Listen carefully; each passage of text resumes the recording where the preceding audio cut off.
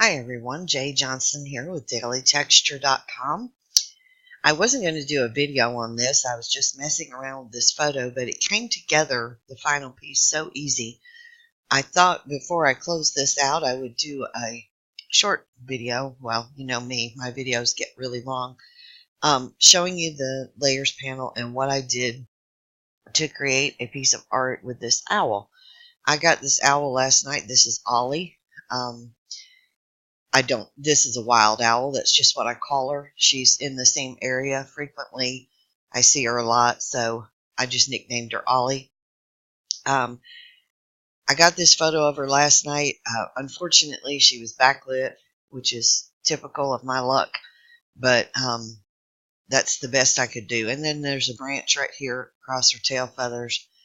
My intent with this was to go and paint this in Procreate, but I started playing around with textures and layers, and I came up with something I really liked. So I thought I would show you what I did. Now, this was last night, and right after I photographed this, it started getting darker, and this big, huge full moon came out. And when I saw this picture of her when I got back to the computer, I thought, man, it would be nice if I could shift the light from over here to over here and make it as if she was sitting by the light of the full moon. And so that's what kind of the pose kind of inspired me to think that, because of the full moon. I didn't get any good pictures of the full moon, but that's okay because I have a texture set that already has one of my good pictures of the full moon in it. So this is the photo I started with, and I'm just going to turn that off. And the first thing I did down here on the bottom layer was I opened up one of the new Immersed in Light textures that's on the website and on sale this month. It's number 16. My thinking was I wanted to shift the light to this side of the owl, so I picked a texture that had some light over here, and I stretched it. I'm in Topaz Photo FX Lab, by the way. I will provide a link to that in the blog post.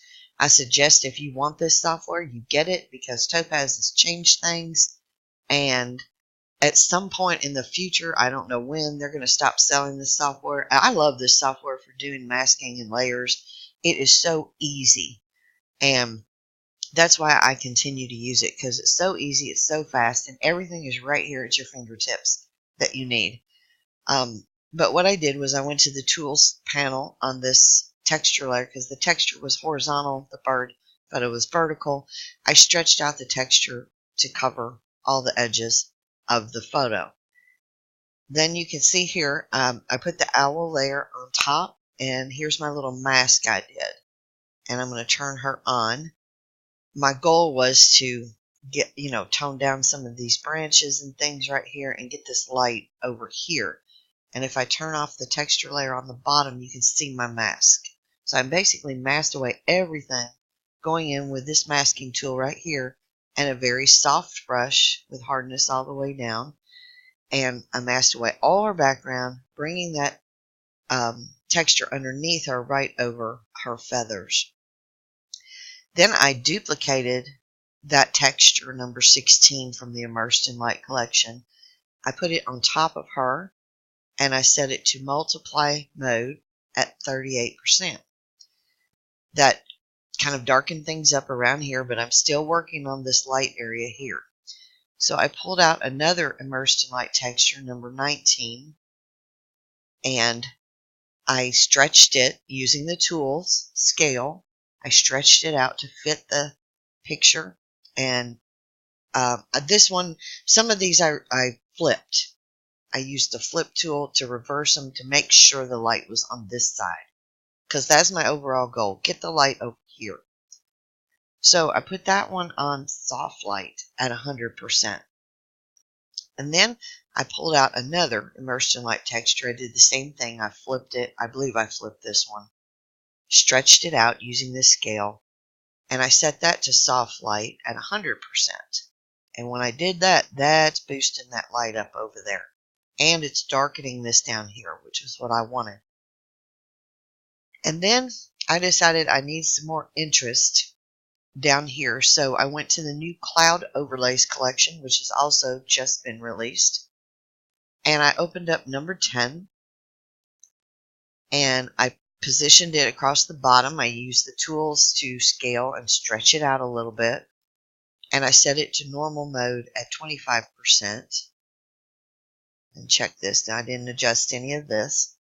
Then I opened up another cloud overlay, number 12, put it on multiply at 100%, and put it down there across top of the other ones. Now I'm getting some nice interest down here in this corner and darkening it up, which is what I wanted.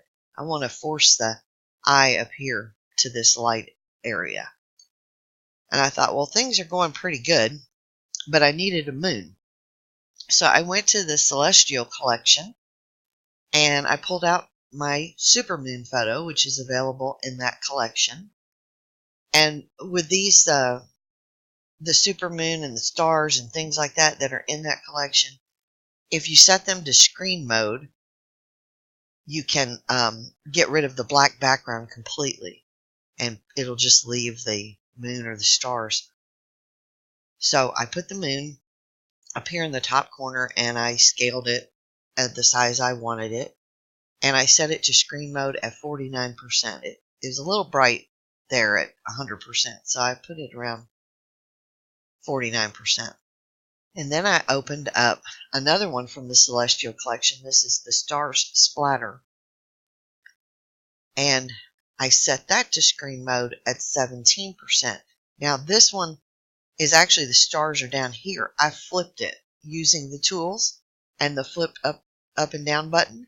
I flipped it to put it up here over the moon area and across the top. And then in that collection, there's also some public domain NASA images that I had worked on, and there's one of stars. So I put that one on top of that, and I set that to screen mode at 100%. And once again, I stretched it out to fit this photo because it was horizontal, so I used the scale button here. So now we have a moon, some stars at the top, and now we have stars all over. And then, if you see the little mask here, I actually masked some of these stars off of her. I didn't want the stars on her, just around her. So I actually, here's my little mask, my little owl mask. So I masked that off of her. Then I went back to the cloud overlays and I opened up overlay number 10. And I set this one to color burn at 64%.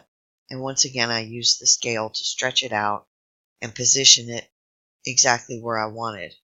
In fact, on this one, I do believe I flipped it because it was putting the darker area over here originally. So I flipped it to put the darker area over here that it created.